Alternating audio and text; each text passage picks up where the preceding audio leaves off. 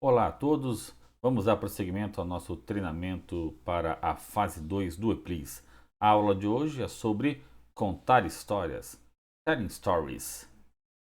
Bom, o vídeo não ficou muito curto, né? Então coloque seu fone de ouvido e senta que lá vem história. A primeira pergunta que um controlador de tráfego aéreo faz ao descobrir que tem que contar uma história no Eplis é: por que eu tenho que contar uma história no Eplis? E na sequência vem o seguinte comentário. Sou controlador de tráfego aéreo. Não vou ficar contando historinha para piloto. Calma, gente, que nós vamos explicar. Vamos apresentar algumas justificativas para que se exija que se conte uma história no Eplis. Pessoal, contar histórias é natural para o ser humano. Nós contamos histórias desde o início dos tempos. Não existe nenhum povo que não tenha as suas histórias antigas, nenhum povo que não tenha a sua tradição oral. Contamos histórias para entreter e para ensinar. O cérebro aprende muito melhor quando associado a uma boa história, uma história muito bem contada. Contar histórias é divertido. Quem é que não se diverte com uma boa história? Quem é que não conhece aquele colega que se diverte também contando boas histórias? Contar histórias expande o seu vocabulário. Você precisa ter um repertório muito bom de diversas palavras, de diversas classes gramaticais, se você quiser contar uma boa história.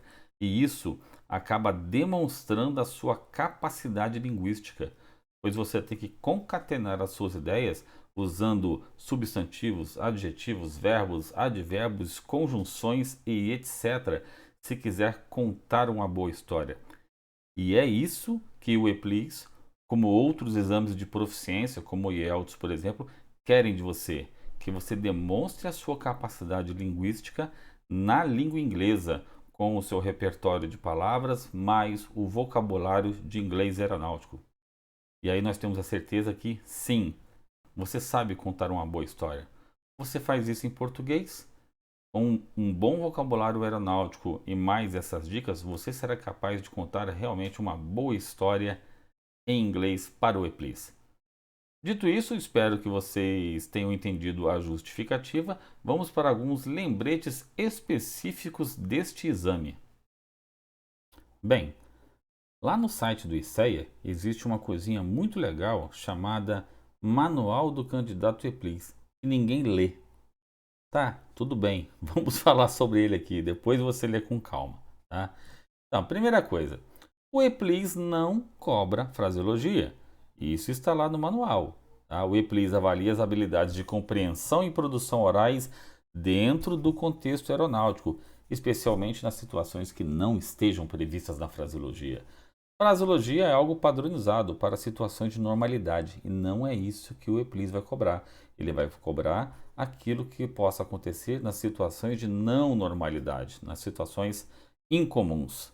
Tá? Então não precisa decorar o manual de fraseologia para ir para o Eplis. Você precisa de vocabulário de inglês aeronáutico. Segunda coisa, o Eplis não cobra a parte técnica, né? Então está lá no manual também. Não são avaliados procedimentos operacionais e nem a fraseologia, e tampouco as opiniões do candidato. Muitas vezes o seu examinador nem é controlador, é um professor ou professora de inglês, que até de tanto trabalhar na área entende bastante de inglês aeronáutico, mas não é um controlador de fato. Ou ainda pode ser um controlador de um órgão diferente do seu. Você é controlador de APP e seu examinador é de torre, e vice-versa, né? Ou ACC, etc. Então, fique tranquilo se você disser alguma coisa que seja incorreta em relação aos procedimentos do seu órgão ATC e o avaliador, o examinador, não está olhando isso, está olhando a sua capacidade linguística em inglês. E, claro, né, você não precisa então decorar a ICA 112, a ICA 137, porque você não vai fazer a prova do CEFOI. Você vai fazer o EPLIS. Terceira coisa, a história vai ser contada a partir da figura que foi descrita anteriormente. Você sabe descrever uma figura em inglês para o EPLIS? Se não sabe, corre lá e veja o nosso vídeo que explica muito bem como fazer isso. Tá? Tá bom, eu já descrevi a figura. Quanto tempo eu vou ter para contar essa história? Ora, você vai ter 30 segundos para olhar novamente a figura e 1 minuto e meio para contar essa história. E claro, isso também está lá no manual, tá? 30 segundos para elaborar a história e 90 segundos para contá-la. Diz aqui que a criatividade da história não é avaliada. Tudo bem, mas vou mostrar para vocês que a criatividade é importante para que se construa uma boa história. E aí nós chegaremos à conclusão de que sim, é possível contar a história em 90 segundos e com detalhes. Ok, pessoal? Vamos então ao que interessa, vamos começar a construir as nossas histórias.